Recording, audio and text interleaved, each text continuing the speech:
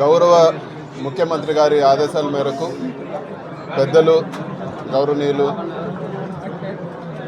శ్రీ ముద్రగడ్డ పద్మనాభం గారిని ఈరోజు వచ్చి కలిసి వైఎస్ఆర్సీపీ పార్టీలో చేరేందుకు ఆహ్వానించడం జరిగింది. సో తప్పకుండా ఒక మంచి నిర్ణయం తీసుకొని పాజిటివ్గా ఒక మంచి నిర్ణయం తీసుకుంటారని చెప్పి కూడా మేము ఆశిస్తున్నాము.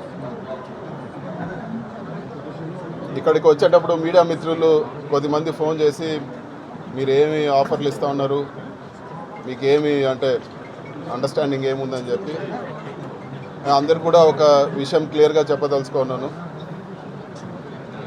ఒక మంచి ఇండివిజువాలిటీ ఉండే నేత ఒక కాపు ఉద్యమం చేశారు. ఇటువంటి ఆఫర్లకో లేకపోతే ఇంకోటో పద్మనాభం గారు పార్టీలో చేరతారనేది తప్పు.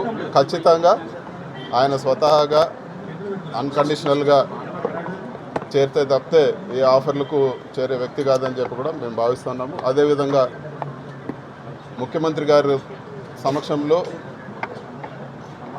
ఒక మంచి నిర్ణయం తీసుకొని పార్టీలో చేరతారని చెప్పి కూడా ఆశిస్తున్నాము. పెద్దలు ఒక మంచి పాజిటివ్ డెసిషన్ కూడా తీసుకుంటారని చెప్పి కూడా మేము ఆశిస్తున్నాము. కొంచెం పెద్దలు ఒక నిర్ణయం తీసుకుంటే దాని తర్వాత మిగతా అన్ని ఆన్సర్ చేస్తాం.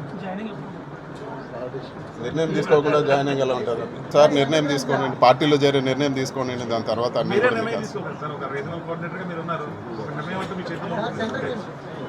పార్టీ కోసం కష్టపడి పనిచేయాలా లేదంటే ఆయన ఉన్నత స్థానంలో పెడతారా? ఎందుకంటే ఆయన నమ్ముకుని సామాజిక వర్గం కాదు, అన్ని వర్గాలు కూడా కలిసి ఉంటాయి. జగన్మోహన్ రెడ్డి గారికి పెద్దల్ని ఎలా గౌరవించాలో ఖచ్చితంగా తెలుసు. ఖచ్చితంగా సముచిత స్థానం కల్పిస్తారు.